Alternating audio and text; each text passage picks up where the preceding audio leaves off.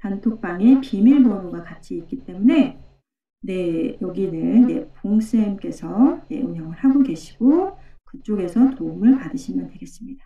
네, 우리 자유부자님, 네, 알겠습니다. 자, 네, 준비반 수업 시간이 언제인가요? 그거는 그쪽 들어가셔서 확인을 해보시면 될 것 같고요. 저는 여기에서 이론 공부 여러분, 네, 그 이론 공부를 좀 도와드릴 예정이고요. 지구특공대에서도 제가 이제 링크를 그쪽에 보내드리면 이론 공부는 할 수 있게 아마 그쪽에서 지금 준비하시는 분들이 저에게 이론 공부를 하러 저에게 오실 것 같습니다. 그러니까 여러분들이 그렇게 하시면 되고 네, 이제 지구특공대랑 여러분들이 많이 오실 거니까 이제 함께 섞여서 같이 공부할 거예요. 네, 그렇게 함께 협력을 해서 하는 거니까 여러분들 도움 많이 받으시길 바랄게요. 자, 오늘 필요하신 분들은 오늘 단톡방 링크를 드릴 테니까 잘 해주시면. 여기요? 해피데이님, 저는 매주 금요일은 9시 20분에 진행을 하고요. 네, 이제 17일 시험이라서 16일 날에 끝나긴 하지만 저는 항상 매주 금요일 날 밀업이 있습니다. 환경 관련된 거고요. 이번에 밀업이 끝나면 이제 ESG 밀업으로 아마 들어가게 될 것 같습니다. 그리고 시험 때문에 아마 한 번 더 밀업이 오전에 진행될 예정입니다. 자, 이제 시간이 다 됐어요. 자, 우리 해비데이님, 제가 이야기 드렸는데 답이 되셨을까요? 네, 맞습니다. 피스킴님, 여기 창조수습 제 방 맞습니다. 잘 찾아오셨어요. 선생님, 그러면 오늘 말고 9일, 16일 두 번 더 수업 이거 시험 해 주실 수 있는 건가요? 네. 그리고 제가 수요일도 오전에 아마 두 번 더 해서 지금 시간이 있기 때문에 몇 시인가요, 수요일은? 저는 항상 시간이 9시 20분이에요. 항상 9시 20분이요. 네, 알겠습니다. 네. 들으시면 되고요. 네, 우리 페이스킴님 잘 찾아오셨어요. 네네. 우리 순이님 출석, 라이크님. 만나서 반갑습니다. 네, 반갑습니다. 제가 우리 페이스킴님 소리가 좀 울리는데 잠시만요. 마이크 좀 다시 끄고 있고요. 네.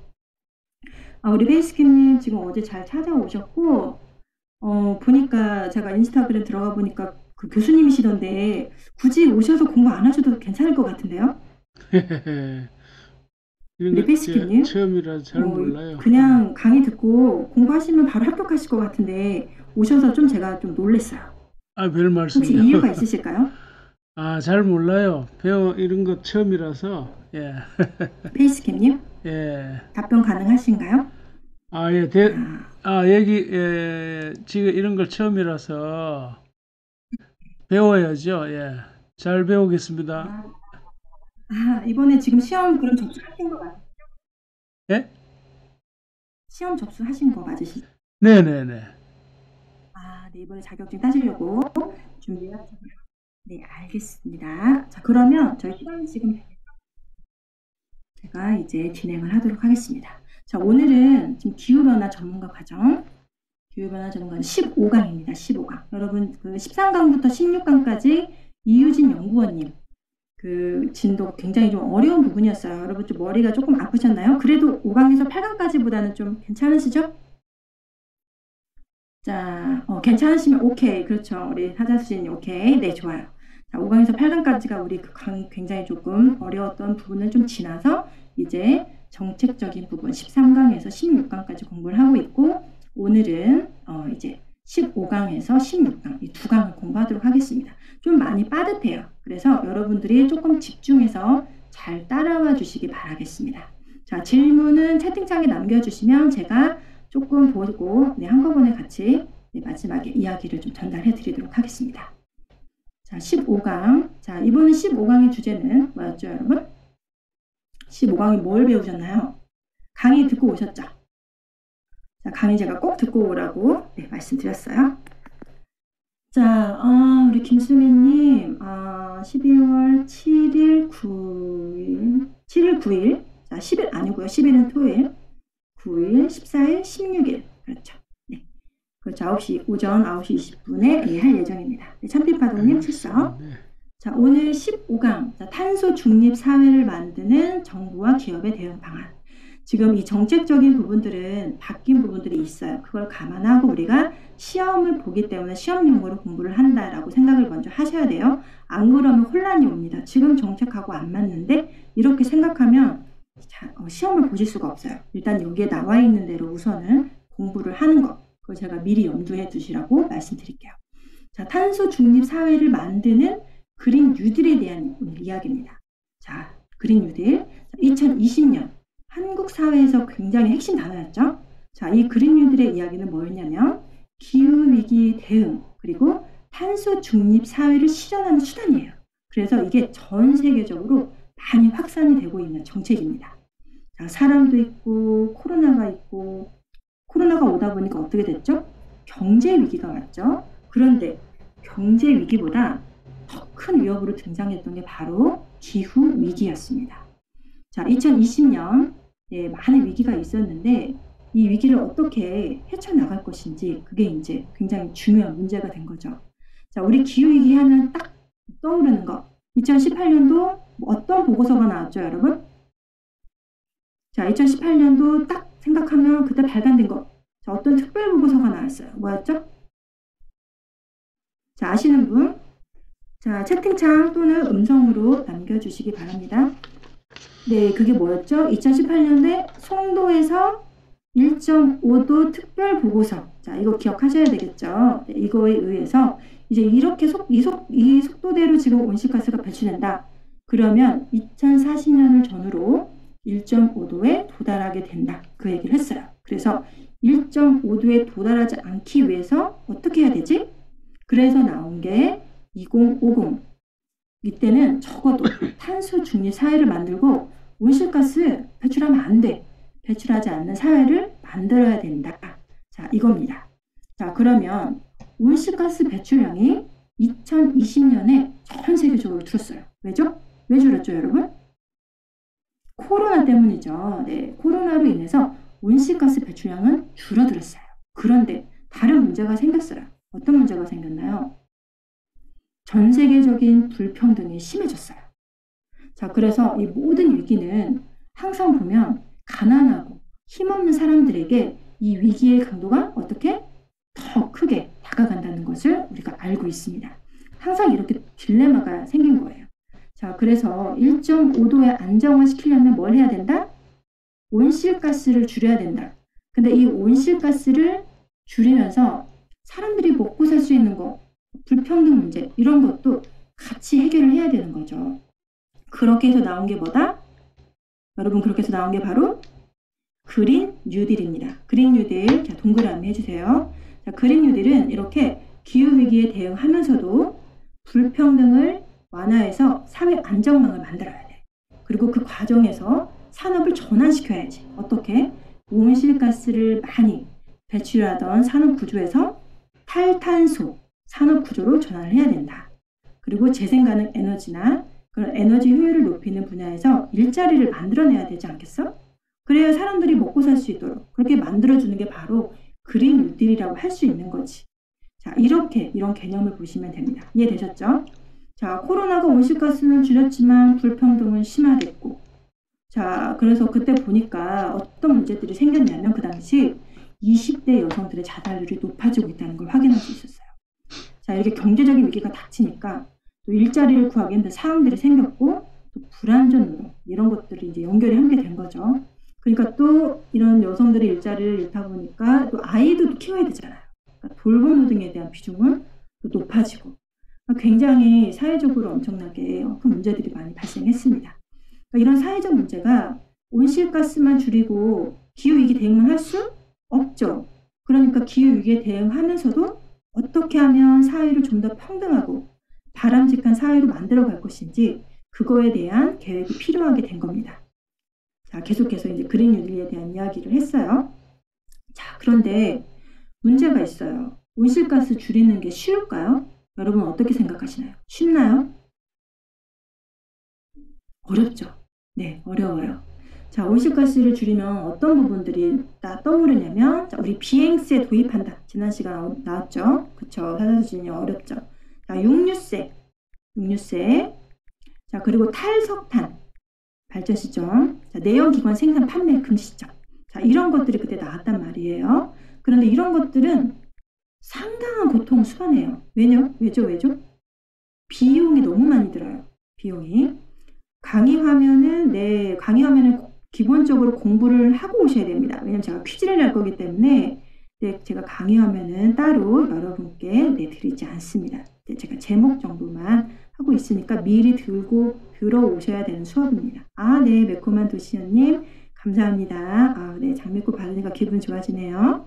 네, 자, 그래서 모든 시민들이 나 기후위기 우리 진짜 심각하지 않아? 자, 그렇게 생각을 하는데 탄소세 부과한다든지 전기요금 올린다든지 육류세를 부과한다든지 비행세 여러분 어때요? 자, 이런 거 다 받아들일 수 있으신가요? 난 이렇게 다 할 수 있어 라고 생각하시는 분. 자, 어렵죠. 저것들도 이거 내가 내야 돼? 전기요금 올린다고? 탄소세도 내야 돼? 육류세까지? 비행세? 자, 쉽지 않죠. 맞아요. 그래서 실제로 온실가스를 줄이기 위해서 사회적으로 어떤 방법과 접근을 할지에 대해서 반드시 토론과 논의 과정이 필요한 거죠. 자, 예를 들면 네덜란드 육류세 도입 한번 보겠습니다. 네, 그렇죠. 사랑느낌님, 네, 강의 듣다 보니까 탄소 중립이 가능할까라는 생각이 맞아요. 저도 그런 생각이 들었습니다. 네, 그래서 그때 육류세 도입한다고 하니까 네덜란드 농민들이 굉장히 강하게 반발을 했죠. 자, 농민들은 기후위기 대응을 반대하는 게 아니었어요. 자, 그동안에 식량을 생산한다는 자부심이 있었는데 어느 날 갑자기 육류세를 부과해버리면 마치 우리가 뭘 잘못한 것 같아. 우리가 기후위기를 일으킨 주범이 된 거네? 이렇게 여겨지게 된 거죠. 그래서 그게 아니라 우리도 뭔가 동참할 수 있는 방법을 원해. 이런 걸 주장을 하게 된 겁니다. 자, 또 한 가지 예가 있죠. 이 예에서 반드시 여러분 시험에 아닌 것은 하고 나올 확률이 높은 문제니까 이 예들을 잘 알고 계셔야 됩니다. 이제 프랑스에서 마크롱이 기후위기 대응을 위한 유류세를 인상하겠다고 했어요. 자, 아시죠? 자, 유류세에 세금을 붙인다. 자, 유류세 인상 카드를 들고 나왔는데 그때 어떤 운동이 벌어졌죠? 노란 봉투? 그렇죠. 탱고양이 딩동댕. 네, 좋습니다. 리부트라님, 바쁘신데 와주셔서 또 후원까지 감사드립니다. 네, 김수민님, 그렇죠. 노란 조끼 시위 운동 한번 적어볼게요. 자, 노란 조끼 시위 운동. 자, 이건 뭐냐면, 자, 그때 아주 강력한 반대 운동이 일어났는데, 자, 사람들이 기후 위기를 걱정한다고 하는데 막상 온실가스 줄인다고 하니까 유류세 인상이라든지 공공요금 인상하게 되면 다 반대하지. 기후위기 대응? 이게 무슨 소리야. 아직 멀었지. 그렇죠. 그런 얘기를 하기가 쉽잖아요. 근데 시위대들이 진정성 있게 무슨 말을 했느냐면 기후위기 대응을 안 했을 때 누가 사회적 약자들이 가장 먼저 희생을 당하지 않느냐. 그래서 우리는 기후위기 대응을 반대하는 게 아니야. 자, 프랑스에 마크롱 정부가 들어서 왜 부유세는 인하하면서 유류세를 인상시키는 거지? 자, 부유세가 뭐예요, 부유세? 재산을 많이 가진 상위 계층에게 부과하는 세금이죠. 근데 그 부유세를 인하하겠다고 해요. 그러면서 유류세를 인상시킨다? 자, 이 얘기는 가난한 사람들에게 기후위기 대응에 대한 부담을 더 많이 지우는 거다라는 주장인 거죠. 그렇지 않나요? 저도 이 말에 굉장히 동의를 합니다. 자, 그래서 이렇게 우리가 화석 에너지에서 벗어나기 위한 제도를 설계하는 게 현실적으로 쉽지 않다라고 이해를 하셔야 되겠습니다. 그런데 우리가 이 두 가지를 동시에 접근하려고 하는 노력을 피할 수는 없겠죠. 그렇죠? 자, 그래서 그때 어느 소녀가 나타납니다. 자, 2019년도에 자, 어느 친구가 나왔죠? 2019년도에 유엔에서 자, 우리 결석 시위 청소년들의 기후 행동이 있었는데 그때 그레타 툰베리 이제 지구를 지키기 위한 결석 시위 청소년들의 기후 행동이 있었어요. 그때 무려 150만 명이나 참여를 했죠. 그리고 유럽연합의 집행위원장인 우르줄라 폰데어 라이언 이분이 그린딜에 대한 이야기를 합니다. 자, 그린딜은 아까 이야기했던 것처럼 온실가스 감축을 최우선 목표로 두고 유럽에 정책을 펼쳐나가겠다.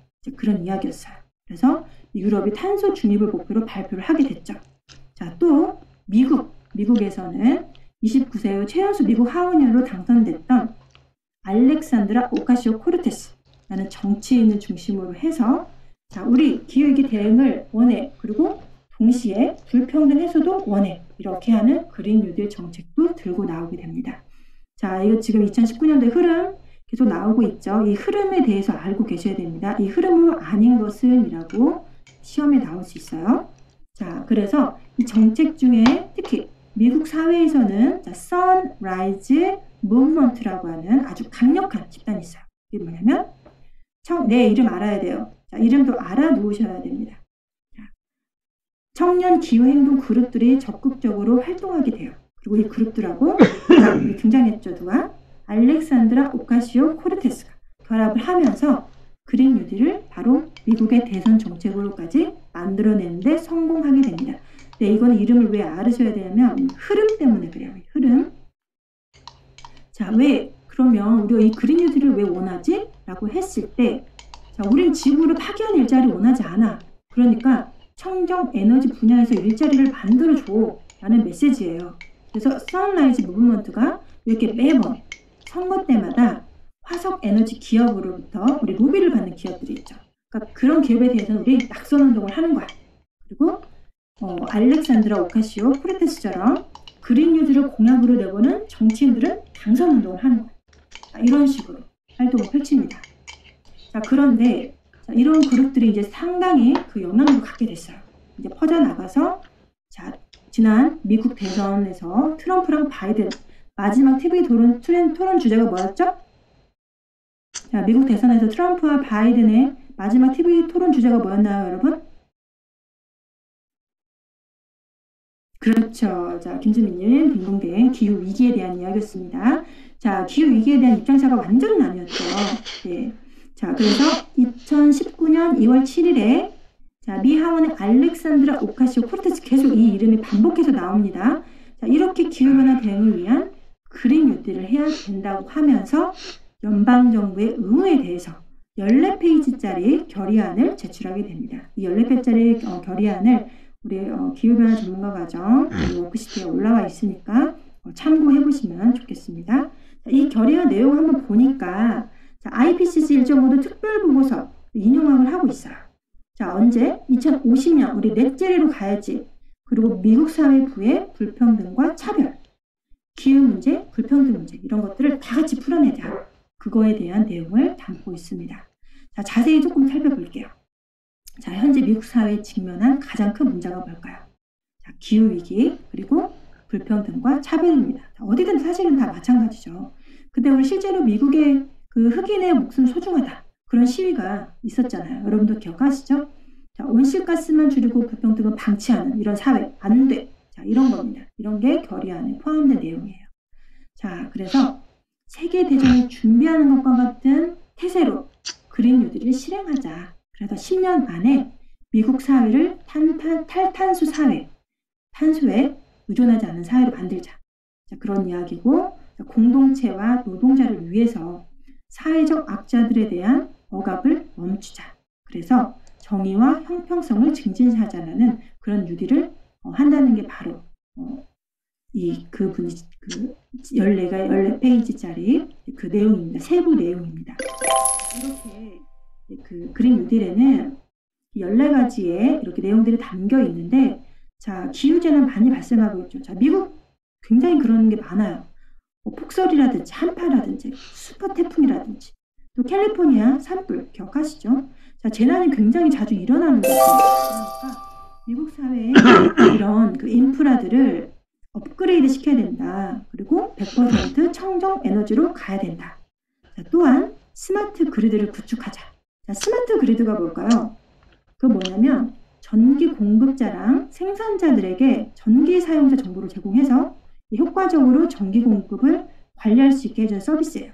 그래서 그 전력망을 그 정보통신 기술을 이용해가지고 전력망을 고도화시키고 지능화시키는 전략을 말합니다. 그래서 에너지 이용 효율을 극대화하는 게 바로 스마트 그리드라는 거예요. 그런 것들을 구축을 해야 된다. 그리고 또 다른 여러 가지가 있죠. 모든 건물에다가 에너지를 효율적으로 업그레이드 시킨다든지, 교통 분야를 이제 전환을 시킨다든지, 또 농업의 지속 가능성을 높이는 것들, 또 시민의 건강을 챙기는 것, 생태계를 복원하는 것, 그리고 폐기물에 대한 대책을 수립하는 것. 이 모든 것들이 다 이렇게 포함이 됩니다. 자, 그래서 에너지를 쓰는 모든 영역에 이렇게 기후위기에 재난 대응을 할 수 있는 인프라를 구축하자. 이런 것들이 바로 그린 뉴딜 결의안의 핵심 내용입니다. 자, 이거는 통과되지는 않았어요. 그래서 미국의 그린 뉴딜 논의를 대신에 불지피는 아주 중요한 역할을 하게 됐다는 겁니다. 자, 이제 다음으로 살펴볼 건 바로 유럽의 그린딜입니다. 네, 그 사이에 지금 많은 분들이 다시 좀 출석을 해주셨는데요. 네, 우리 해프이나우 윤정님, 네, 후원 감사합니다. 우리 그리프리지아님, 네, 지금 근무 중이셔서 득방 알겠습니다. 우리 SM듀 팬님, 네, 후원 감사합니다. 자, 유럽의 그린딜을 한번 볼게요. 자, 유럽의 그린딜은 발표된 날짜가 언제일까요? 맞춰주세요. 네, 꽃피님 출석. 네. 자, 유럽 그린딜 언제 발표됐죠? 아시는 분? 자, 어느 차? 19년 12월 10일. 2019년 12월 10일이요? 농댕 정답. 네, 박수 한번 쳐드리겠습니다. 여러분 박수. 이거 어려운데 생각보다 이런 연도나 이런 것들이 알아지기가 쉽지 않아요. 내가 이런 것까지 알아야 돼? 라는 생각이 들 수 있지만 우리가 이 시행된 연도는 좀 우리가 알고 있어야 돼요. 왜냐면 이걸 그 대략적 흐름을 이 흐름이 언제 이런 게 있었고라는 그 흐름을 알고 있어야지 정책에 대한 우리가 이해가 좀 빨리 될 수가 있거든요. 그리고 특히나 유럽의 그린딜은 굉장히 중요한 기준이 되기 때문에 여러분이 좀 알고 계시는 게 좋을 것 같습니다. 자, 2019년 12월 11일 맞아요. 그날 발표가 됐는데 유럽의 그린딜의 핵심 내용은 뭐냐면 이것도 마찬가지예요. 기후위기에 대한 대응책 그리고 새로운 성장 전략으로 이 유럽연합을 어떻게 정의롭고 번영하는 사회로 만들기 위해서 2050년에 넷제로를 달성한다. 이게 바로 핵심입니다. 자, 우리 유럽연합의 파리 협정에 따른 온실가스 감축 목표 어떻게 하기로 했죠? 90년 대비 몇 퍼센트? 마이너스 몇 퍼센트로 제출했다고 했었죠? 40%로 제출했다가 오히려 다시 90년 대비 마이너스 40%에서 몇 퍼센트로 감축 목표 상향 조정했다고 했죠? 그렇죠. 55% 이거 동그라미 이거 시험에 나올 수 있어요, 여러분. 자, 55%로 감축 목표 상향 조정을 했습니다. 무려 55%입니다. 자, 그러면서 그때 등장한 게 있어요. 아주 중요한 개념. 자, 뭐가 등장했죠? 그때 등장한 게 바로 탄소 국경 조정입니다. 탄소 국경 조정 별표. 자, 왜 우리만 온실가스 줄이면서 물건을 만들어내는 거야? 다른 나라에서 수입되는 물건에 대해서 일종의 탄소세를 부과하자. 이게 바로 탄소 국경 조정입니다. 이해되셨죠? 이거 중요한 부분이에요. 자, 그래서 2050년의 목표를 2030년대 목표도 상향 조정을 하고 거기에 친환경 에너지, 순환경제, 고효율 건축, 스마트 교통 시스템, 그 다음에 친환경 농업, 생물 다양성, 독성 물질 없는 사회 만들기. 이제 이런 것들이 그린딜 안에 온실가스 감축을 하는 동시에 유럽 사회를 어떻게 지속 가능한 사회로 만들기 위해서 제도를 설계하게 됐습니다.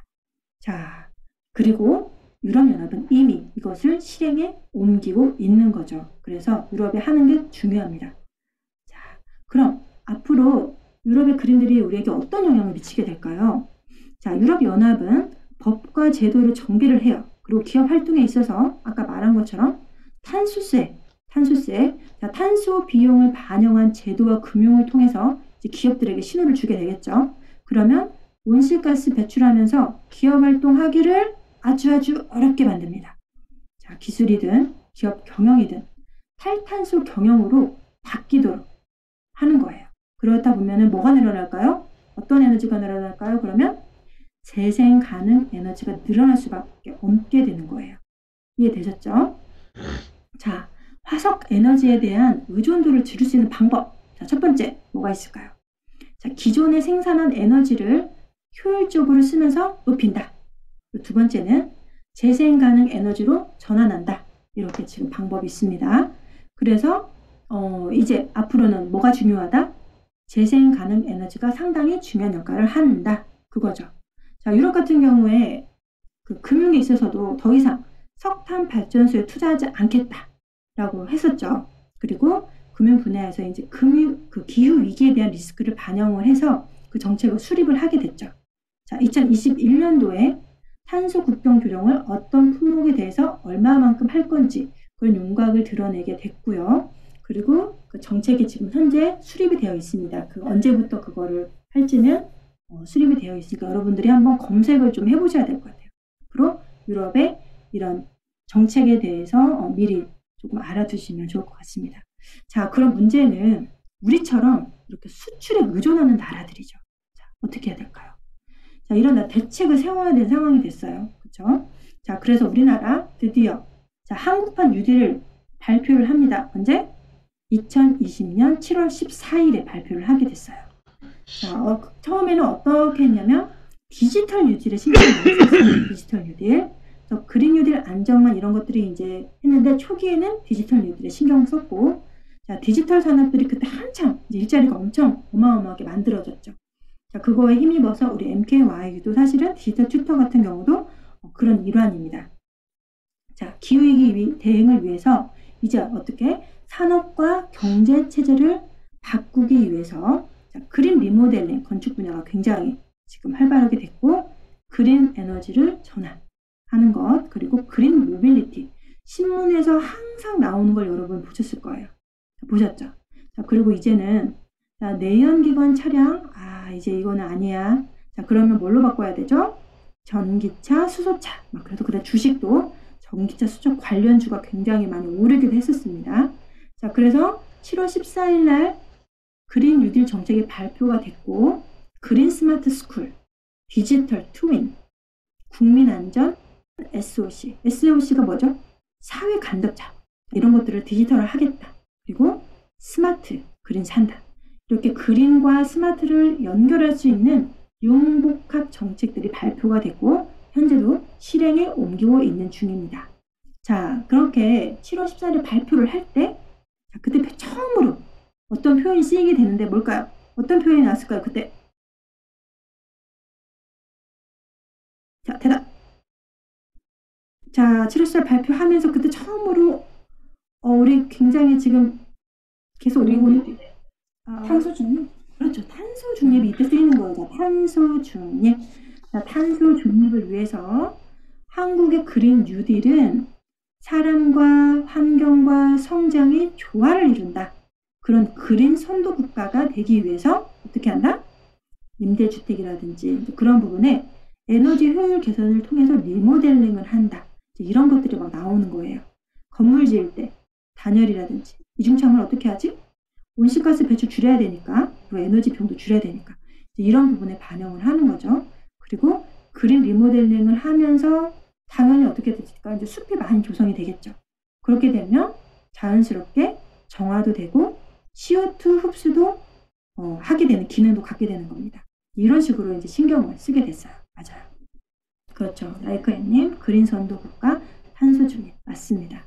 자, 그래서 그런데 우리에겐 또 문제가 있죠. 자, 태양광, 풍력 발전이 우리가 OECD 국가 중에 아쉽게도 꼴찌입니다. 꼴찌. 자, 태양광 풍력 발전을 늘리고 스마트 그린 도시 모델을 만드는 거 이제 이런 노력을 하고는 있지만 여전히 우리는 지금 갈 길이 사실은 먼 상황입니다.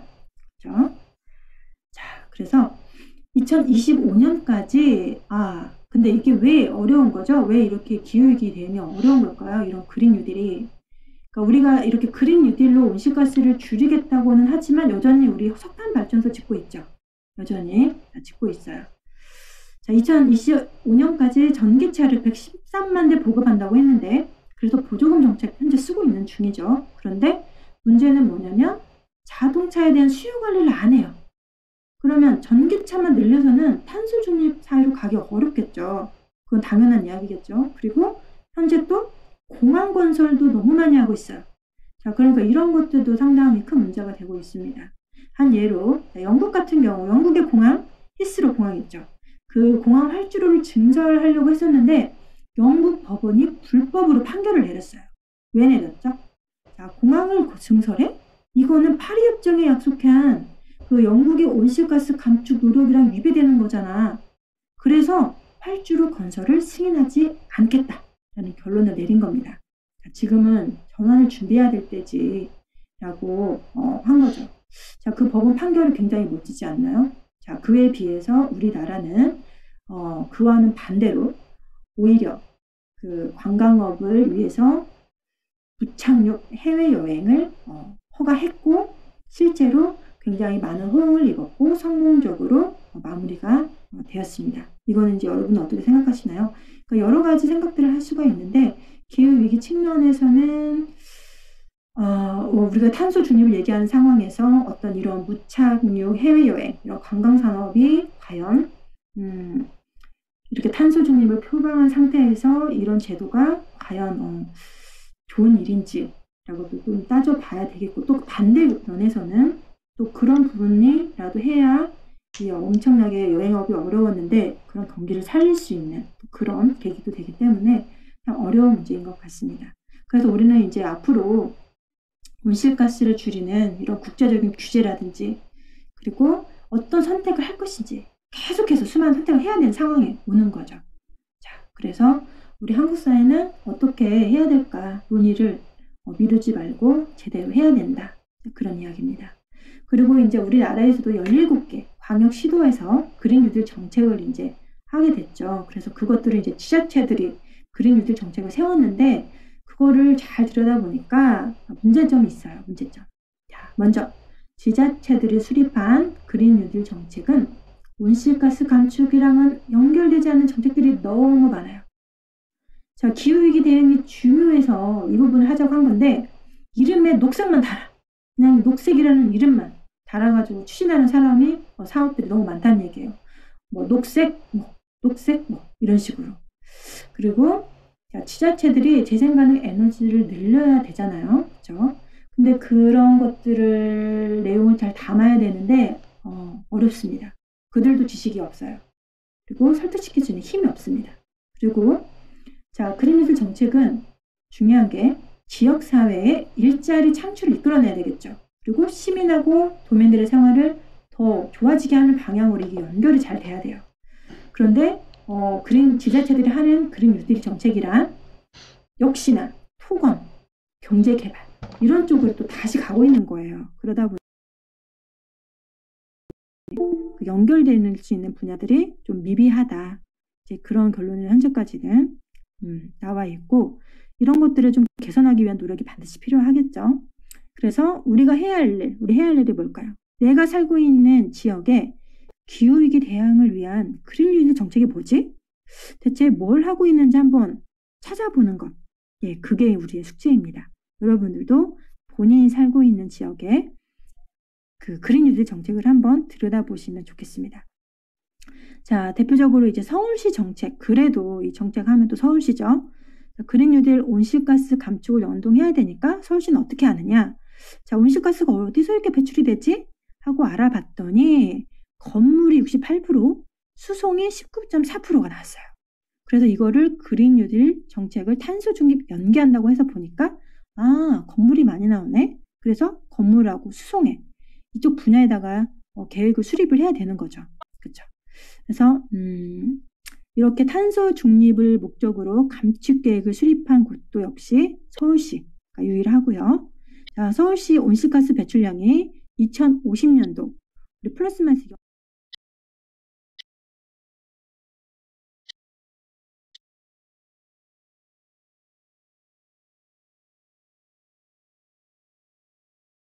그래서 2035년부터 서울에서 내연기관 차량이 새롭게 등록하지 못하도록 만들어진 겁니다. 자, 그래서 그때 나온 방식이 하나 있어요. 자, 뭘까요? 자, 이때 계산하는 방식이 하나가 나옵니다. 자, 어떤 방식이 나왔을까요? 자, 문제 나갑니다. 그렇죠. 순이님 딩동댕. 좋습니다. 맞아요. 자, 2050년을 제로 시점으로 딱 박아둔 거예요. 이 목표를 달성하기 위해서 이 역으로 계산하는 거 지금부터 역으로 어떻게 해야 되는지 역으로 계획을 해서 접근하는 방식이 바로 백캐스팅입니다. 자, 이거 단골 시험입니다. 백캐스팅 별표.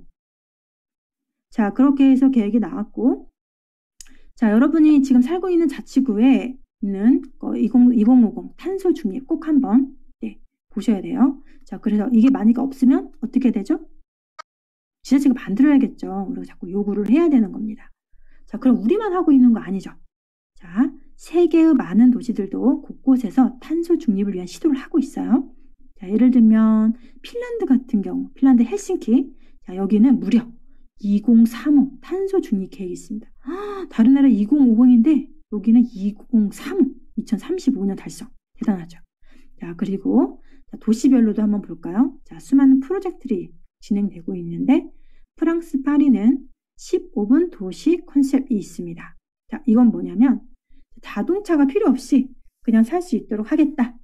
그러니까 내가 집에서 학교를 가든 물건을 사러 가든 병원을 가든 모든 게 15분 안에 자전거만 타고서도 또는 걸어서 해결할 수 있도록 하겠다라고 해서 도시 계획 자체 그 설계를 바꾼다는 겁니다.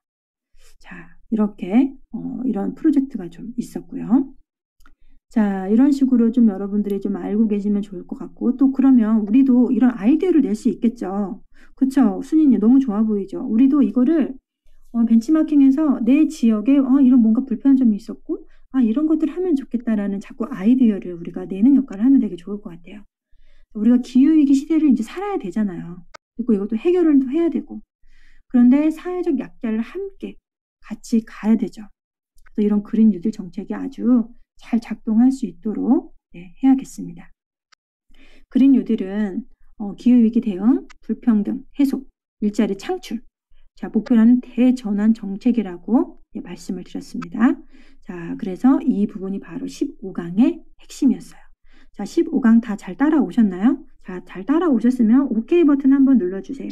자, 이모티콘, 자, 이모지의 보라색을 누르시면 삼각형, 그걸 누르시면 위에 메뉴 보라색 5개가 있는데요. 자, 두 번째 거 누르시고, 자, 핑크색으로 OK 버튼이 있습니다. 오늘 처음 오신 분들 한번 이용을 한번 해주시면 좋겠습니다. 자, 15강 만만치 않죠? 자, 이제 대망의 16강에 대해서 공부를 해보도록 하겠습니다. 자, 기후위기를 대하는 정부와 기업의 정책. 자, 우리가 이거에 대응을 하는 그 과제, 어떻게 해야 될지에 대해서 알아보겠습니다. 자, 여러분. 자, 좀 힘드신데, 막 벅차죠? 네. 하지만, 자, 오늘도 똑똑해지는 시간입니다. 자, 이제 16강에는 우리 한국 사회가 이 기후위기에 대해서 어떻게 해야 되는지에 대해서 이야기를 해보도록 하겠습니다. 이제 기후위기 시대가 왔어요. 자, 어떻게 해야 되는지가 중요하죠. 앞으로는 더 심각하게 될 거라고 하죠. 자, 북극에 얼음이 녹았어. 2030년께는 숨을 들지도 모른대. 라는 이런 우울한 전망들도 나오고 있고요. 더 심각한 문제는 북극에서 메탄이 대량 배출되기 시작했다는 겁니다. 이거 어마어마한 문제예요. 자, 메탄은 이산화탄소에 비해서 온난화 지수 몇 배 높다? 여러분 문제 퀴즈. 자, 메탄은 그렇죠. 김수민님 정답 바로 나왔어요. 20배. 그렇죠. 어느 데는 21배라고도 나와 있어요. 자, 20배. 자, 사랑님님, 김수민님 다 맞췄습니다. 20배 높습니다. 자, 북극에서 메탄이 대량으로 배출됐다? 자, 이건 무슨 말이에요? 지구 평균 온도 상승에 가속도가 붙는다. 이 의미입니다. 그래서 굉장히 심각한 문제라는 거예요. 자, 우리 이제 탄소 중립 가야 되잖아요. 근데 다행히 코로나로 약간 꺾였어요. 5에서 10% 정도 온실가스가 좀 줄여졌어요. 근데 다시 문제는 반등 효과가 일어난다는 거죠. 그래서 결국엔 우리는 인류의 이산화탄소 온실가스 총량은 어떻게? 줄어드는 경로가 아니라 늘어나는 경로로 갈 거다라는 거죠. 자, 이게 좀 어렵죠. 그래서 1.5도로 안정하기 위해서 다 같이 우리 지구, 온 지구가 다 함께 노력한다고 했을 때 그 경로가 바로 2050 탄소 중립입니다. 탄소 중립. 자, 그럼 자, 우리 이게 각각의 나라들도 이거에 대해서 어떻게 할 건지, 또 기업들도 시민들도 모두가 이 엄청난 숙제를 갖고 있습니다. 되게 좀 벅차 보이죠. 어려워 보이죠. 사실은. 하지만 자, 하나씩 풀어나가 보도록 해야 되겠습니다. 자, 2020년도 선언의 해였어요. 자, 2020년도 무슨 해? 선언의 해. 자, 뭘 선언했냐면 보겠습니다. 자, 기후위기 비상행동. 자, 이 시민사회예요. 시민사회인데 2019년도에 이미 선언을 했습니다. 굉장히 제일 빨리 정부보다도 일찍 했습니다. 자, 그리고 자, 2020년 자, 여러분 문제 하나 더 낼게요. 환경의 날은 몇 월 며칠? 자, 이거 기본이죠. 상식. 기본 상식. 환경의 날 몇 월 며칠? 그렇죠. 사랑 느끼면 딩동댕. 여러분 이거 꼭 기억하세요. 자, 6월 5일입니다. 환경의 날. 환경의 날 행사 굉장히 많죠. 자, 환경의 날. 자, 환경의 날에 우리나라에 226개 기초지방정부가 기후위기 비상선언을 했습니다. 자, 그 선언에는 1.5도 이하로 안정해야 된다라는 목표를 담겨 있고요. 자, 그해 7월에 17개 광역지자체들이 탄소중립 지방정부 실천연대를 결성하게 됐어요. 그래서 탄소중립이라는 이야기를 지방정부가 먼저 꺼냈어요. 지방정부가 먼저. 그 다음날 바로 시도교육감들이 나섭니다. 시도교육감. 자, 이제 기후위기 대응 교육 강화할게 라는 교육감들의 선언이 있었고요. 그 후 9월 달에는 국회가 기후위기 비상선언을 하게 됐습니다. 그리고 마침내 이날은 제 생일입니다. 10월 28일에 문재인 대통령께서 2050 탄소 중립 선언을 하게 됩니다. 자, 7월 달에는 탄소 중립이라는 표현만 썼어요. 연도 없었어. 근데 드디어 2050, 자, 2050년이라는 연도를 붙인 거예요. 그런 의미에서 굉장히 중요한 선언을 했다. 그걸 알아두시면 되고, 그러면 이제 2021년도에 이 선언을 어떻게 실행에 옮길 것인가, 그게 이제 핵심이 되겠죠. 그런데 우리 한국 사회는 너무나 조용했습니다. 왜죠? 왜 이렇게 사회가 조용해? 이렇게 엄청난 선언을 했는데 많은 시민들이 탄소 중립을 몰라요. 시민뿐이겠습니까? 공무원들도 몰라요. 제가 전화를 걸었습니다. 우리 지자체에 탄소 중립이 뭔가요? 라고 저에게 물었습니다. 올해 그것도 3월에. 자, 이거 영상에 찍힌 거는 2020년인데 자, 제가 올해 2022년이죠. 그런데 몰라요. 그래서 제가 충격을 받았습니다. 그래서 이 지자체 이걸 시청에 있는 그 환경과를 믿으면 안 되는구나 라는 걸 제가 이제 새로운 발견을 했죠. 자, 그때부터 탄소 중립에 대해 사람들이 상당히 모르기 때문에 정말 강의가 더 와닿기 시작합니다. 자, 왜냐? 그건 조금 더 제가 말씀드릴게요. 자, 이렇게 우리가 이런 과정을 들었기 때문에 사실 여러분들도 탄소 중립에 대해서 알게 된 거 아닌가요? 저는 강의 듣고 알게 된 거 맞거든요. 근데 그때부터 보니까 신문기사 이런 게 다 보이더라고요. 여러분은 어떠세요? 너무 잘 알고 계셨나요? 탄소 중립에 대해서? 네, 리틀루아님 감사합니다. 자, 그래서 탄소 중립이 자 2050에는 그 대기 중 추가적인 온실가스를 배출하지 않는 거예요. 자, 그런 건 아는데 그래서 2050에 온실가스가 배출되지 않으면 그 뭐 어떤 충격이 오는데 이런 구체적으로 어떻게 우리 현실에 다가올지를 감이 너무 없는 거예요. 그냥 우리 선언만 한 거야. 2050 탄소 중립. 자, 생각해 보겠습니다. 자, 상상의 나래를 펼쳐볼게요. 상상의 나래. 자, 우리 길거리로 나갑니다. 길거리로 나갔더니 주유소가 없어요. 내연기관 차량이 한 대도 없네. 왜요? 2050 되면 온실가스 안 뿜기로 했잖아요. 그러면 이때 달리는 차량은 전부 다 전기차, 수소차, 아니면 자전거, 아니면 걷는 사람들. 이런 사람들. 그러다 보니까 주유소는 없어요. 석탄발전소 제로. 우와! 엄청나죠? 자, 이런 상태. 여러분 상상이 되시나요? 상상이 되실까요? 전 상상이 안 되더라고요. 진짜 그게 가능해? 이렇게 아직도 휘발유차 많은데? 아직도 경유차 이렇게 많은데? 이게 정말 가능할까? 그쵸? 자, 2050 탄소 중립이 돼야 되는데 석탄 발전소가 가동된다는 건 말이 안 되는데 우리 지금 석탄을 짓고 있잖아요. 그죠? 자, 그래서 그때 나온 게 바로 CCS라고 해서 탄소 포집 저장 기술이 있을 때 가스 발전소가 돌아가는 건데 자, CCS 이거 동그라미 해주세요. CCS 이게 뭐냐면 탄소 포집 저장 기술. 자, 이게 시험에 나왔어요. 어떻게 나왔느냐? 탄소 포집 저장 기술이라는 한국말로 나오지 않고 CCS로 나왔습니다. CCS, 네, 그거 기억해 두시고. 자, 가스 발전소에서 가스를 태우면 CO2가 배출이 되겠죠. 그럼 이거를 굴뚝에서 이 CO2를 캡처하는 거예요. 그걸 저장해가지고 땅속에 깊숙이 묻어두는 거. 그게 바로 CCS입니다. 그렇게 해서 순 배출 재료를 만드는 거죠. 그러니까 우리가 사용하는 에너지는 지금 거의 8, 90%. 자, 이게 앞으로는 뭐가 돼야 되죠?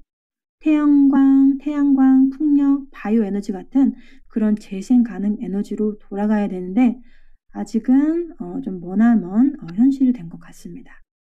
자, 하지만 자, 그래도 우리가 맞게 어떻게든 잘 살아나가야 되긴 할 것 같은데 좀 어려운 부분인 것 같습니다. 유럽의 정책들도 계속 바뀌고 있기 때문에 또 전쟁이라는 우리가 뜻하지 않은 상황도 발생을 했고 그래서 우리가 어떤 합의점을 좀 잘 갖고 가면서 잘 바라봐야 될 것 같아요. 무조건 비판할 만할 일은 아닌 것 같습니다.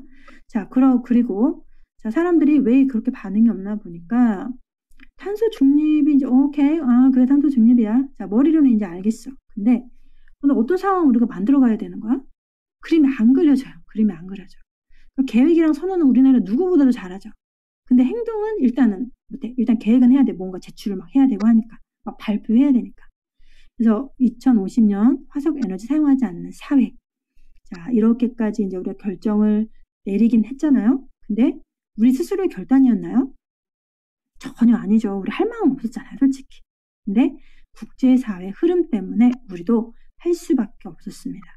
왜냐하면 2020년 9월에서 11월까지 약 3개월 사이에 국제 상황이 너무 급변을 한 거예요. 자, 유럽연합 2019년 12월에 그린딜 한다고 했죠. 그리고 우리도 7월에 탄소 중립 발표를 했어요. 2020년에. 그러니까 이제 그런 상황이 되다 보니까 전 세계 이산화탄소 온실가스 배출량 1위 국가인 중국도 심지어 와 중국이 몇 년도에 탄소 중립하겠다고 했죠, 여러분? 자, 중국 몇 년? 2060년. 그렇죠. 2060년. 이거 아셔야 되죠. 생뚱맞죠? 우리 중국만 2060년, 나머지는 다 2050년으로 기억을 하시면 되겠습니다. 자, 2060년에 그래도 하겠대요. 어마어마한 거죠. 자, 그것도 유엔 연설에서 했습니다. 자, 중국은 계획 경제죠.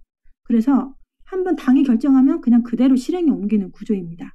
전 세계 재생 가능 에너지 발전 설비 용량 보기 1위가 바로 어디? 중국. 전기차 보급도 1위가 바로 중국. IoT, 인공지능, 드론 모든 기술에서 중국에 엄청나게 앞서 나가고 있습니다. 어마어마하죠. 자, 그런데 중국이 2060년도 탄소 중립 하겠대요. 발표를 하니까 그것도 2035년에는 내연기관 차량 생산 금지하겠다. 그것까지도 발표를 했습니다. 그랬더니 이제 일본이 그럼 우리도 2050년 2050 탄소 중립 하겠어 라고 또 발표를 했죠. 그러니까 원래는 80% 정도 감축까지만 얘기를 했었는데 이제 목표 상향을 조정을 한 거예요. 자, 그러면서 미국도 바이든 대통령이 당선되면서 파리 협정 탈퇴했다가 다시 가입하게 됐죠. 자, 이제는 우리가 어떤 외교를 하겠다? 기후 외교를 하겠다라고 한 겁니다. 기후를 이제는 경쟁력으로 삼으려고 하는 미국 사회가 등장했다라는 겁니다. 그것도 엄청난 돈을 투입을 해요. 600조, 연간 600조를 투입해서 청정 에너지로 전환을 하고 미국 사회를 100% 청정 에너지로 전환을 하겠다라고 합니다. 자, 미국 사회가 이제 앞으로는 석탄 발전소라든지 가스 발전소에 크게 의존하지 않겠다라고 있는 의미인 거죠. 그럼 이렇게 중국, 일본, 미국 이렇게 변화했는데 자, 이 분위기는 뭐예요? 에너지 전환과 기후위기 대응의 정책이 어떻게 됐다? 아주 거대한 전환이 마련이 됐다는 겁니다. 자, 2021년 제가 신기후체제 중요하다고 말씀드렸죠. 신기후체제 몇 년? 여러분 몇 년도죠? 11일이요. 11일이. 21년 중요하다고 제가 말씀드렸죠. 작년이지만 자, 신기후체제는 그때 시작이 됐어요. 그래서 이 파리 협정에 따른 신기후체제의 시행하고 맞물려서 이제 이게 돌아가면서 전 세계적으로 엄청나게 속도감을 낼 것으로 전망이 됐죠. 그래서 이제 패러다임이 새롭게 바뀌고 있습니다. 2018년에서 19년, 20년 이렇게 3년 동안 세계가 이렇게 아주 크게 변화가 생겼는데 자, 2015년도를 한번 볼게요. 자, 2015년 여러분 기억해 볼게요. 2015년 그때는 우리는 배출을 전망을 하죠. 이산화탄소 배출. 그 전망치에 대비해서 우리 온실가스를 줄이는 어떤 방식을 썼습니다. 자, 2015년에는 우리가 썼던 방식이 뭐였죠? 자, 온실가스를 줄이는 감축하는 방식을 뭐라고 부른다? 우리가 2015년도에 썼던 방식. 그렇죠. 야이핑님 정답. BAU 방식입니다. 자, 이거 포캐스팅이에요. 과거의 연장선이나 현재 시행되고 있는 일들을 바탕으로 미래를 그려가는 방식이에요. 그래서 이거는 단기 계획이나 예측은 좋지만 장기화될수록 실질적 변화를 담아내기는 어려운 방식입니다. 자, 그래서 이게 바로 어디로 바뀌었다? 백캐스팅으로 방식으로 바뀌게 됩니다. 백캐스팅 아까 했죠? 백캐스팅. 자, 지금은 탄소 중립 2050에다가 어떻게 한다? 제로로 딱 찍어. 자, 2050 무조건 제로야. 0을 딱 찍어 놓고. 자, 탄소 중립을 하기 위해서 어떻게 각각 분야별로 너희들 얼마만큼 줄여야 돼? 라고 할당량을 줍니다. 자, 그런 식으로 해서 줄여나가는 방식이 그걸 뭐라고? 백캐스팅 방식이라고 한다. 제가 지금 여러 번 강조했죠? 중요하다는 의미입니다. 자, 이렇게 탄소 중립을 최종 목표로 두고 어떻게 달성할지 이제 관점이 지금 바뀌고 있습니다. 자, 11월 19일에 환경부가 우리나라 뭘 발표했냐면 장기 저탄소 발전 전략을 세웠습니다. 우리나라 영역별로 온실가스 배출량이 계속 늘어났잖아요. 그래서 배출 증가의 시대에서 이제 탄소 중립 시대로 간다? 자, 그럼 앞으로 30년 안에 7억 톤에 가까운 온실가스 배출량을 뭘로 만들어야 된다?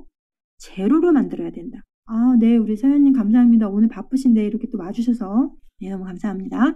네, 오늘 학교 잘 다녀오세요. 아, 잘 다녀오세요, 서연님.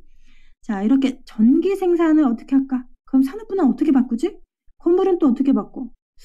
아, 수송 어떻게 바꿔야 되나? 이제 이런 각각의 시나리오들을 만들어내야 되는 거예요. 그래서 이 엄청난 작업을 2021년부터 본격적으로 하기 시작했고, 이제 사회의 대전환이 될 겁니다. 자, 그러려면 누가 필요해요? 수많은 사람들이 필요하겠죠. 수많은 사람들. 자, 다른 방식으로, 이전과는 다른 방식으로 좀 설계를 할 수 있고, 앞으로 다가올 것들을 준비할 수 있는 그런 사람들. 많이 만들어내야 됩니다. 탈탄소, 탄소 중립, 넷제로 이러한 사회를 만들기 위해서는 누구의 역할이 중요하다? 우리의 역할이 중요합니다. 자, 이제 2050 탄소 중립 사회는 우리 정부의 가치 철학에 반영된 정책 아니라고 했어요.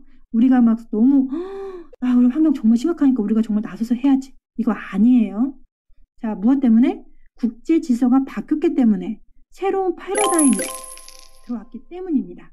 자, 이해되셨죠? 그래서 우리가 막 환경에 대한 이기의식이 막 갑자기 생겨가지고 우리 지구 지키자, 열심히 하자, 기후위기에 대응하자, 이게 아니에요. 이해되셨죠? 그래서 어쩔 수 없이 우리도 그냥 시대 흐름에 따라서 따라가야 되기 때문입니다. 자, 온실가스를 이렇게 많이 배출하고는 앞으로 경제판에 뛰어들 수가 없어요. 왜죠? 탄소 국경 조정, 우리 이제 탄소세 내야죠. 그리고 아립에 가입 안 하면 또 엄청난 문제 생기죠. 내연기관 생산 판매 금지. 자, 이거 우리가 다 우리 마음대로 할 수 있나요? 안 되죠. 우리 수출로 먹고 살잖아요. 그러니까 우리가 판을 설계하기는 어려워. 그럼 따라가야 돼요. 이 판에서 경제 활동을 하려면 이 국제 질서에 따라갈 수밖에 없다. 그런 상황이 된 거다라는 걸 우리가 이해를 해야 합니다. 자, 이런 문제들이 좀 있고, 자, 이제 우리가 어떻게 할 것인지는 판단을 정말 잘해야 되고 지도자들을 잘 뽑아야 된다는 거. 그 중요한 거 여러분들 좀 느끼시나요? 우리 정부 환경 정책 잘 펼치고 있나요? 자, 그 부분에 대해서 각자 생각을 좀 해보시면 좋겠습니다. 각자의 생각들이 있으실 테니까.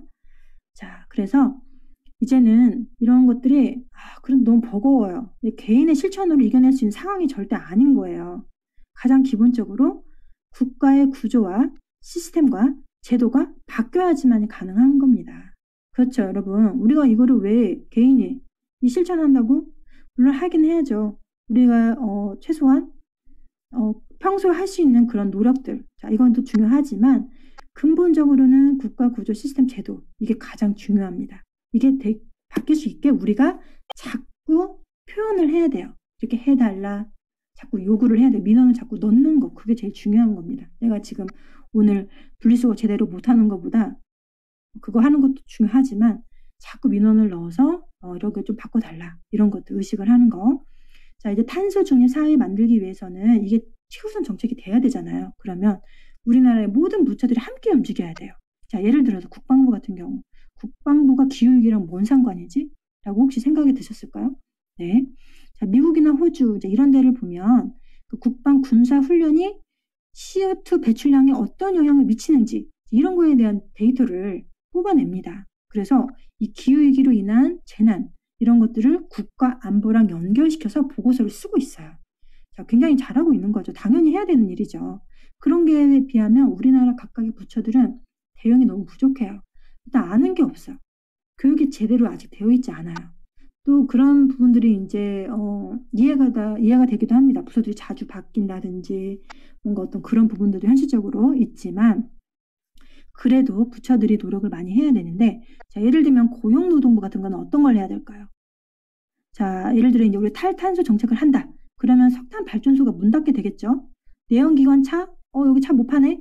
그럼 이 사람들 다 여기서 일했던 고용자들 어떻게 되죠? 이 사람들한테 영향이 가잖아요. 일자리를 잃기 때문에. 그러니까 고용노동부는 그런 거에 대한 대책을 세워야 되고 여성가족부 같은 경우는 뭘 해야 되죠? 어떤 여성의 새로운 일자리라든지 아니면 여성의 평등 문제를 해결한다든지 이런 그린 뉴딜을 잘 연계를 하는 전략을 마련을 해야 됩니다. 자, 산업통상자원부 뭘 담당하죠? 에너지 담당이 매우 중요한 에너지 담당. 에너지 전환을 위해서 어마어마하게 집중해서 일을 해야 됩니다. 다 함께 나서야 된다. 그래서 자, 법으로 드디어 기후위기 대응을 위한 탈탄소 사회이행 기본법이 발의가 됐습니다. 이거 밑줄 한번 쳐주세요. 자, 탈탄소 사회이행 기본법. 이건 우리가 상식으로도 알고 있어야 되는 문제. 자, 이런 것들이 어떻게 전개되는지 우리 그냥 계속해서 지켜봐야 된다는 얘기입니다. 자, 탈탄소 사회이행 계획 수립이 유럽의 그린딜처럼 그렇죠? 자, 세부적인 계획들이 만들어져야 되겠죠? 자, 그리고 유럽은 어떻게 한다고 했어요? 녹색 금융으로 간다고 했으니까 당연히 녹색 산업에 투자할 것이고 그 분야의 일자리도 만들어지겠죠. 자, 이렇게 기후위기 대응을 위한 녹색 금융 촉진 특별법도 발의가 돼 있어요. 그리고 녹색 금융 공사를 설립하는 내용들도 논의가 되고 있습니다. 이렇게 법 체계 같은 게 계속해서 크게 바뀌고 있습니다. 자, 법과 제도를 바뀌도록 우리가 자꾸 이야기를 해야 된다. 그런 이야기를 드렸고 한국 사회가 탄소 중립 사회로 가려면 크게는 에너지, 경제, 농업, 건물, 수송, 교통, 지속 가능한 국토, 녹색 금융, 지방 정부, 시민 각각이 어떤 정책들을 펼쳐야 할 것이지에 대해서 세부 정책을 이제 우리가 잘 살펴봐야 됩니다. 그리고 지금 만들어져 있고요. 자, 이것을 또 공감하는 시민들도 많이 만들어내야겠죠. 공감을 많이 해야 되는 시민들. 우리 같은 그린플루언서들 많이 양성이 돼야 될 테고 그리고 공무원 교육 너무 중요합니다. 이런 것들을 공무원들이 미리 알고 있어야 우리 시민들이 제대로 쓸 수가 있거든. 활용을 할 수가 있는데 지금 현재 반대인 상태이기 때문에 굉장히 이 부분에서 좀 많이 좀 이렇게 화가 납니다. 네, 화가 나신다면 여러분 좀 화가 나시는 분 좀 계신가요? 좀 답답하다. 나 좀 고구마 먹은 것처럼 좀 답답하다. 우리 현실이 없나요? 저만 그럴까요? 혹시 있으시면 이렇게 손 한 번만 초록색 버튼을 눌러서 손 한 번만 들어주시기 바랍니다. 네. 지금 답답하신 분들은 없지만 사랑한다고 또 표현을 해주시는 분은 계셔서 감사합니다. 네. 자, 이렇게 먼저 의식을 좀 할 수 있는 그런 인력이 굉장히 중요하다는 생각이 너무 들고요. 자, 우리가 이제 또 여기서 중요한 개념 하나 나오는데 2023년 내년이죠. 내년이 굉장히 중요한 해라고 했어요. 자, 왜 내년이 중요하다고 했죠? 자, 파리 협정에 따라서 자, 내년에 이행 점검을 하겠다라고 했습니다. 내년에. 자, 이행 점검 해가 몇 년? 여러분 한번 채팅창에 다 적어주세요. 이거는 굉장히 중요합니다. 자, 파리 협정에 따라 이행 점검의 해는 몇 년? 그렇죠. 사자수지님, 사랑니킴님. 네.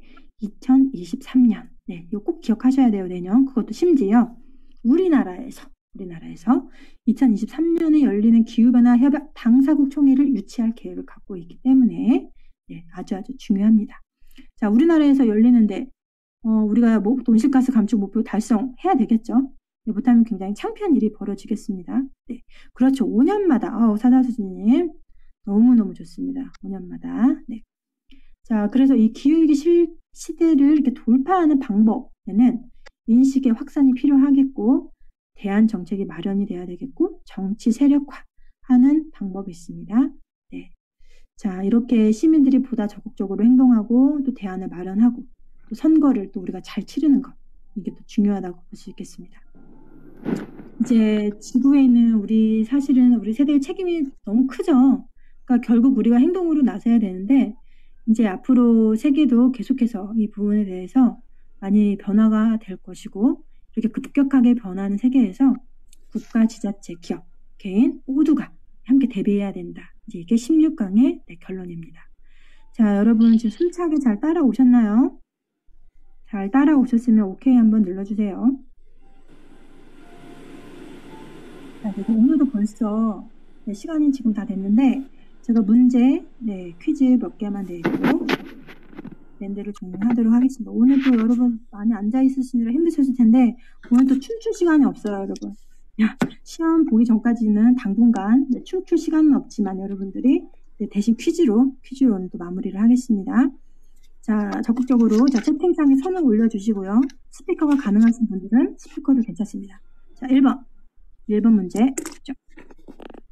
지구 평균 온도 상승이 목표치를 넘어서지 않는 한도 내에서 배출 가능한 온실가스 총량을 의미하는 용어는 무엇일까요?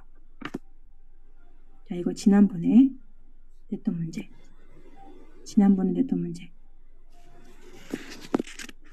자, 이거는 기출 문제예요. 기출 문제 하나 내는 거예요. 다 까먹으셨군요. 자, 그럼 이건 제가 그냥 말씀드릴게요. 자, 이거 탄소 예산이었죠. 지난번에 했던 거, 탄소 예산. 자, 그럼 오늘 했던 거 제가 다시 말씀드릴게요. 자, 2050을 제로 시점으로 설정하고 목표를 달성하기 위해 지금부터 역으로 계획하는 방식을 무엇이라고 할까요? 백캐스팅. 그렇죠. 딩동댕. 백캐스팅. 바로 답이 튀어나오셔야 됩니다. 여러분 다 써주세요. 채팅창에. 자, 스피커로 말씀 안 하신 분들은 채팅창에 다 적어주세요. 백캐스팅 방식. 그렇죠. 자, 두 번째 문제. 자, 이거 굉장히 중요했어요. 백캐스팅 문제. 자, 2015년에는 제가 BAU 방식을 썼다고 말씀드렸죠. 지금은 거의 그 방식은 사용하지 않습니다. 자, 두 번째 문제. 첫 번째 문제 가겠습니다. 자, 기후위기와 탄소 중립 사회 실현을 위해서 전 세계적으로 확산되는 정책으로 1.5도 안정화를 위해 온실가스를 줄여야 하는데 먹고 사는 불평등 문제까지 겹쳐서 이를 해결하기 위해 나온 정책은? 그린 뉴딜. 딩동대. 박수. 네, 잘하셨습니다. 그린 뉴딜. 좋아요. 네, 좋습니다. 자, 한 문제만 더 내도록 하겠습니다. 자, 기후위기 시대를 돌파하는 방법이 아닌 것은 1번 인식의 확산, 2번 대안 마련, 3번 녹색 금융, 4번 정치 세력화. 정답은? 4번. 4번. 정치 세력화. 죄송합니다. 다 틀리셨습니다. 자, 정답은 녹색 금융이 아닙니다. 제가 아까 기후위기 시대 돌파하는 방법 3가지 말씀드렸어요. 인식의 확산, 대안 마련, 정치 세력화. 자, 이 3가지가 답입니다. 아시겠죠? 네. 자, 이렇게 헷갈릴 수 있어요. 여러분, 내가 이거 이상하다라고 생각할 수 있겠지만, 네, 여러분들이 한 번 더 잘 살펴봐 주세요. 표로 반드시 나와 있습니다. 자, 오늘 여기까지 수업을 진행을 했고요. 네, 그죠. 헷갈리죠. 여러분 공부하셔야 돼요. 표에 있는 거. 네, 오늘 유진 연구님 부분에 제대로 나와 있으니까 네, 잘 보시고 오늘 숙제입니다. 여러분 왜 이게 뭐였지? 찾아오세요. 아시겠죠? 제가 문제 드렸고 자, 이제 여러분 들었어요. 네? 이거 띠롱띠롱해서 잘 못 들었는데 숙제 네네. 다시. 숙제는 그 3가지 제가 방금 말한 거 기후위기 시대를 돌파하는 방법 3가지를 찾으시면 되겠죠? 기후위기 시대를 돌파하는 방법 3가지가 있는데 아까 그 방법이 아닌 것은이라고 제가 문제를 냈어요. 그 세 가지가 공부 자료에 있습니다. 그거를 꼭 찾아서 오세요. 다음 시간에 제가 물어보도록 하겠습니다. 자, 네. 기후변화 전문가 과정에 있습니다. 네, 그 공부를 하셔야 돼요. 꼭 반드시 꼭 듣고 오시고요. 네, 그렇게 하시고 다음 주 금요일에는 17강, 18강 그리고 16일에는 네, 총 정리를 하도록 하겠습니다. 자, 그러면 여러분 오늘 고생 많으셨고요. 공부 열심히 하시고 네, 네, 그동안 또 후원을 또 해주신 분은 네, 감사합니다. 네. 자, 열심히 공부해 주시고 그러면 다음 시간, 다음 주 수요일 날에 뵙도록 하겠습니다. 감사합니다. 네, 바쁘신 분들 지금 나가셔서 랜드를 종료하도록 하겠습니다. 네, 감사합니다.